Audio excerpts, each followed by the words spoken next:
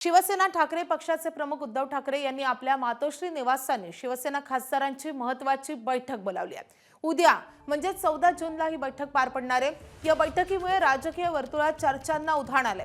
सर्वात महत्त्वाची गोष्ट म्हणजे ऑपरेशन टायगरच्या पार्श्वभूमीवर उद्धव ठाकरेंनी बैठक बोलावल्यानं त्याला राजकीय महत्त्व प्राप्त झाले। आगामी राजकीय घडामोडी आणि पक्षांतर्गत रणनीती ठरवण्यासाठी उद्धव ठाकरेंनी थेट दिल्लीतल्या सर्व खासदारांना मुंबई गाठण्याचे आदेश दिलेत।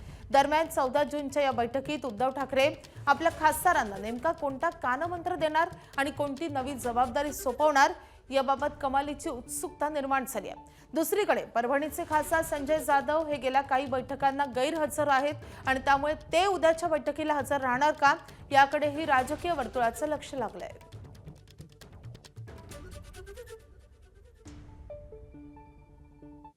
तर ऑपरेशन टायगरच्या फक्त चर्चा आहेत।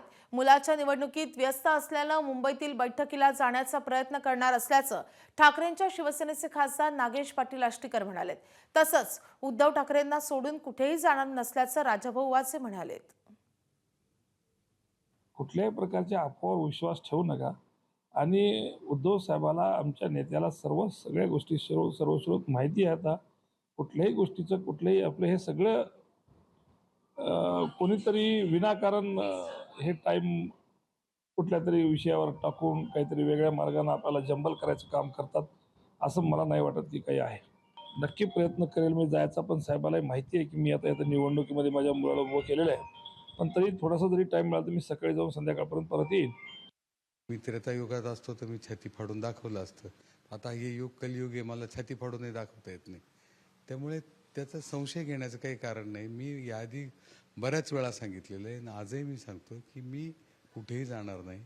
मी आहे तिथे आनंदात आहे।